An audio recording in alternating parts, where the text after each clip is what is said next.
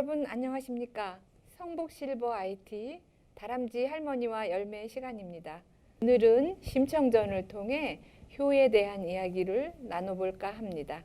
오늘도 동화 작가이며 구연가인 이기원 선생님을 모셨습니다. 제역분도 나왔는데요. 함께 만나보시죠. 다 같이 인사해 주세요. 네. 안녕하세요. 저는 안녕하세요. 구지중앙학교 5학년 이재혁입니다. 네, 안녕하세요. 네. 저는 이규원입니다. 네, 제역군은 오늘이 두 번째 출연인데 기분이 좀 어떠세요? 처음 출연해서 많이 긴장을 했었는데 이번에 두 번째 촬영이어서 긴장이 안 되네요. 그래요? 예. 예. 오늘 이야기 주제는 효에 대한 이야기입니다. 제역군은 효하면 어떤 생각이 나는지 좀 말씀해 주세요. 전 심청전이 생각이 납니다. 그렇지요. 효를 대표하는 고전 소설 심청전은 인간으로서 반드시 지켜야 할 도리를 알려주고 있지요. 네. 예, 오늘도 저 혼자 이야기하는 것이 아니라 제혁군과 사회자님과 함께 네. 역할을 정해서 입체로 심청전 이야기를 해볼까 합니다. 네. 그럼 역할을 어떻게 나누면 좋을까요? 글쎄요. 신봉사 남자역은 다 제가 해야 되겠네요. 예, 뭐든지 그렇군요. 잘하니까 예, 그래야 예. 되겠네요. 네, 자 그럼 우리 네. 이야기 속의 남자 역은 제혁군이 다 맡아주세요. 네. 신봉사, 스님, 뱃사람, 예, 용왕, 임금역입니다. 네. 또 사회자님은 네. 엄마, 아낙, 장상부인, 뺑덕 어멈을 맡아주세요. 네. 네. 뺑덕어멈이라고요? 네. 저는 이 역할은 정말 못할 것 같은데 어떡하죠? 아 걱정 마세요. 네. 옆에 제역군이 있잖아요. 네, 안 되는 그렇군요. 건 다 제가 해드릴게요. 그래요? 참 든든하네요. 네.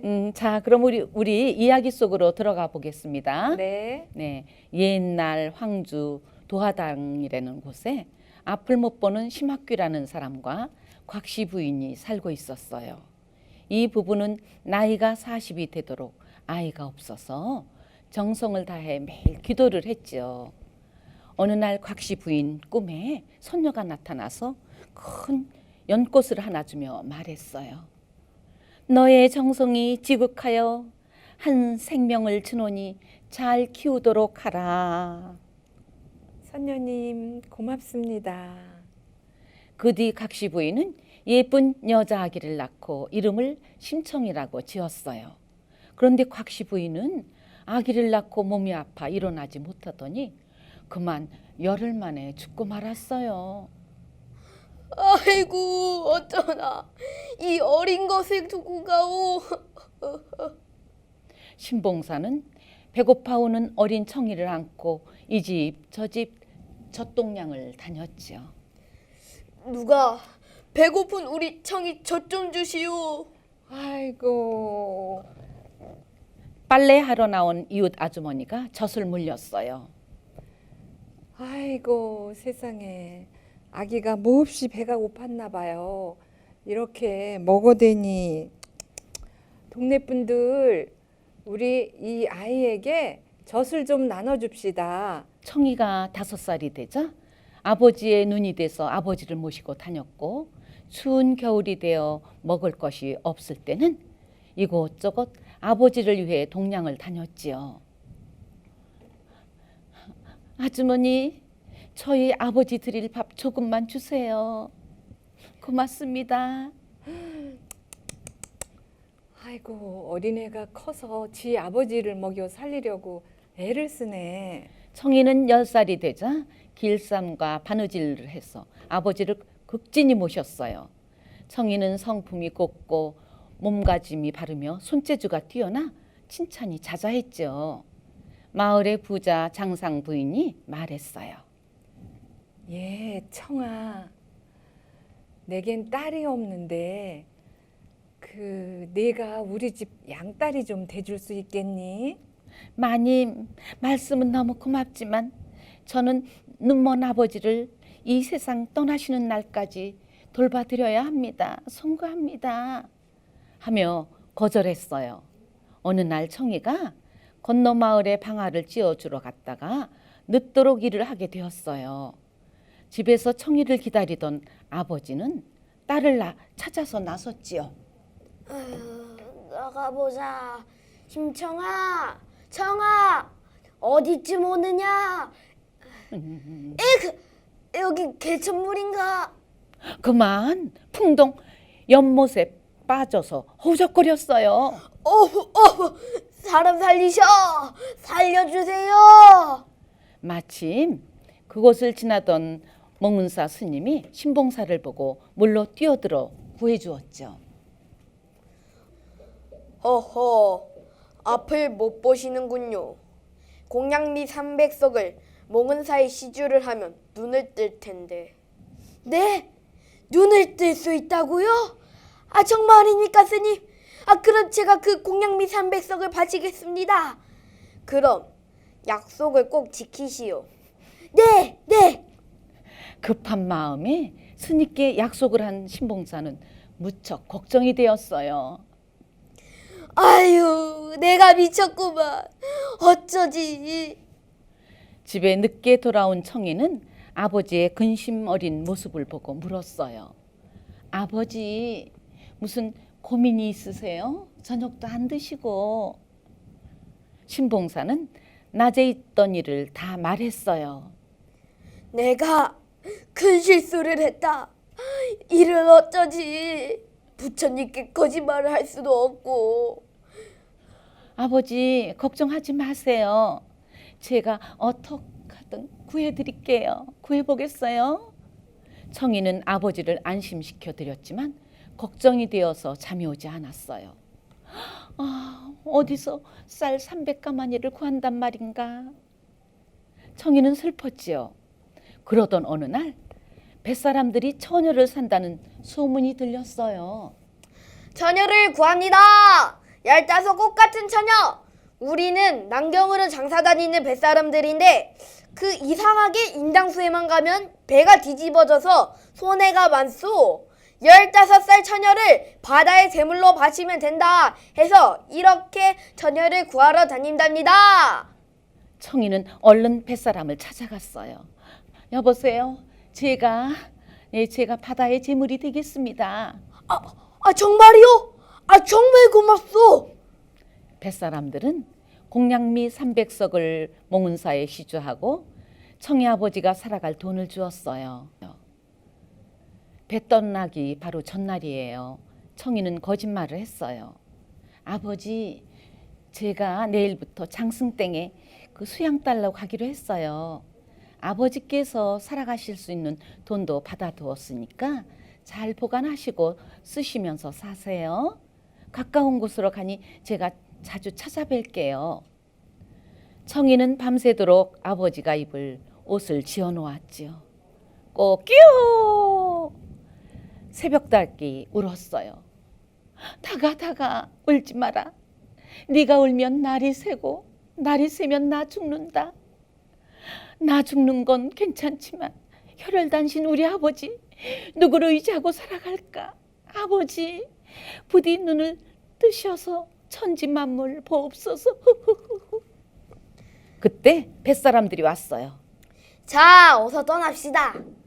청이가 떠나자 곧 신봉사가 이 사실을 알게 되었지요. 아이고, 정아, 내 아가. 너는 죽고 내가 눈을 뜨면 무엇하냐? 아이고, 청아, 아이고, 내 딸아. 아버지는 고래고래 소리를 지르며 울며 발버둥 쳤지만 소용이 없었어요. 청이를 태운 배는 남경으로 가 인당수에 이르렀죠. 파도가 성난듯 휘몰아치고 비바람이 쏟아졌어요. 이제 바다로 뛰어드시오. 청이는 치마를 뒤집어 쓰고 울며 기도했어요. 비나이다 비나이다 하늘이시여, 부디 아버지의 눈을 꼭 뜨게 해주세요. 아버지, 저는 죽습니다. 풍덩 바다로 뛰어들었어요. 바닷속 용왕님은 청이가 오는 것을 이미 알고 계셨지요. 어허, 참으로 기특한지고 눈먼 제 애비를 위해 목숨을 버리다니 효성이 대단한지고. 용왕님은 바다의 선녀들을 보내서 청이를 가마에 태워 용궁으로 데려왔어요. 그리고 세상을 먼저 뜬 엄마를 만나게 해주었지요. 아이고, 아가, 우리 청아. 아이고, 가엾은 우리 청이 얼마나 고생이 많았느냐. 용왕께서 다시 한번 내게 새 생명을 주신다니 귀하고 행복하게 살다가 다시 만났고 짰구나. 예, 어머니. 용왕님은 청이를 큰 연꽃 안에다 넣었어요. 그리고 바다 위로 올려 보냈죠. 뱃사람들이 큰 돈을 벌고 돌아오는 길이에요. 뱃사람들은 신나게 노래를 불렀어요.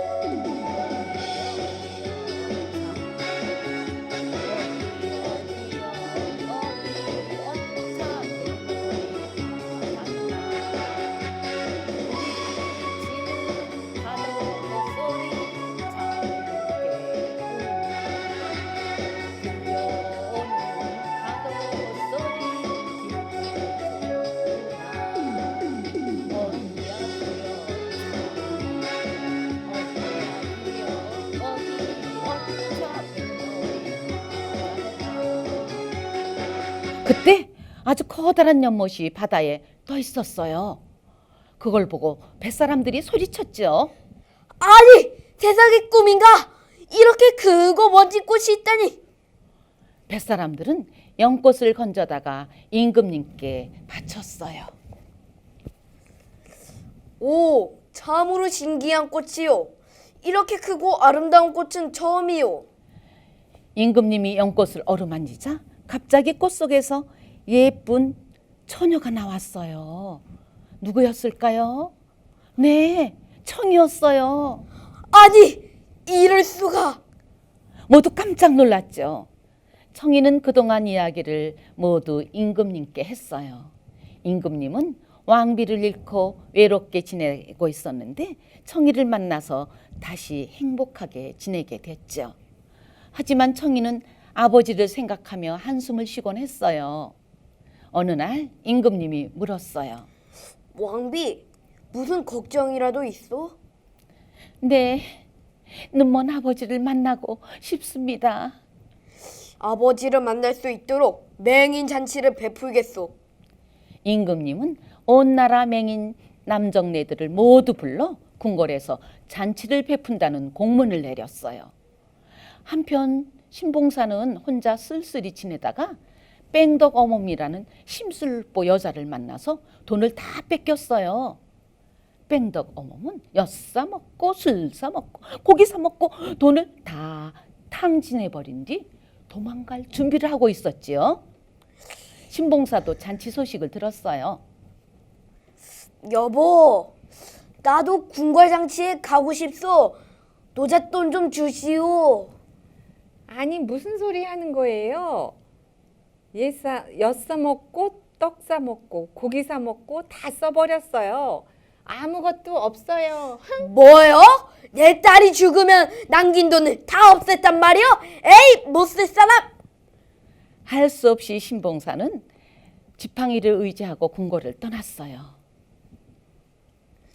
길을 가다 넘어지고 물에 빠져 허우적거리고 얻어먹고 얻어자며 내 꼴이 거지로다. 아이고 내 팔자야. 신봉사는 맹인 잔치 마지막 날 겨우 저녁에 궁궐에 도착했지요. 대궐에 들어선 신봉사는 너무 배가 고파 정신없이 밥을 먹었어요. 왕비 청이는 100일 동안이나 매일 아버지를 기다렸으나 아버지는 나타나지 않았어요. 나를 보내고 너무 슬프셔서 아버님이 돌아가셨나? 왕비가 마지막으로 잔치상을 둘러보고 있는데 초라한 노인 하나가 눈에 띄었어요. 귀 밑에 검은 점을 보니까 분명 아버지였어요. 아버지, 저예요. 청이에요. 뭐라고? 청이라고? 청아, 네가 죽지 않고 살아있다고? 네. 어디 보자 우리 청이. 아이고, 어디 보자.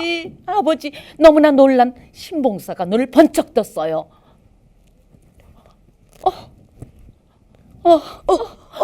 보인다, 청아. 네 얼굴이 보인다. 꿈처럼 눈이 번쩍 뜬 신봉사와 청이는 서로 끌어안았어요. 아버지, 눈을 뜨셨군요. 오, 청아. 그리워 내 딸아. 아버지는 크게 노래하며 춤을 추었어요.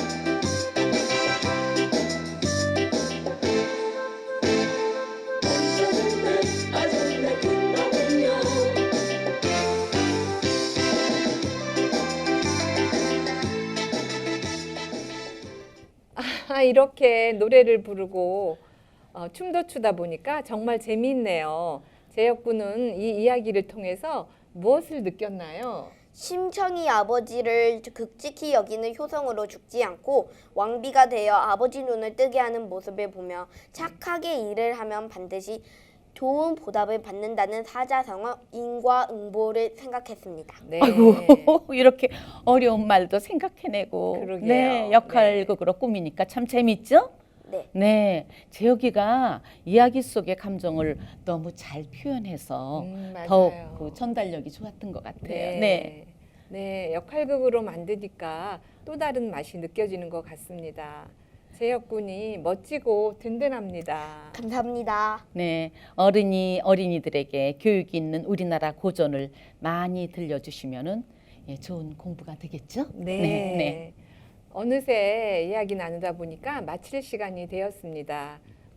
오늘은 심청전을 이기원 선생님과 재혁군, 저와 함께 역할극으로 꾸며보았습니다. 이상으로 성북실버 IT 다람쥐의 할머니와 열매 시간을 모두 마칩니다. 지금까지 진행의 김자인이었습니다. 함께 해주신 여러분 고맙습니다. 네. 재혁군 수고했어요. 심장이 아프잖아. 너 토끼 시키해. 너 뽀실뽀실해. 네 뱃살까지 얘가 아까워. 얘를 한번 사진을 찍혀줘야 돼. 예. 자기 아까워. 내가 영원히